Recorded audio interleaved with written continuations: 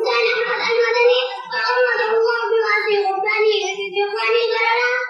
ويما نزلت ظروف القتلى والأوضاع القاسية المريرة للنفر والخروج إلى ميدان السياسة وأصل الخدمة الإنسانية فنهض وقام وصاب شيخه الجليل وأستاذه البارع شيخ الهند في خطته السياسية الشهيرة بالخطة الحرية واشتغل بالقوم في ساحة الجهاد وتربية النفوس وأضاف صفحة جديدة واعية إلى تاريخ جهاد المسلمين وكفاحهم في الجن. إخواني في الدين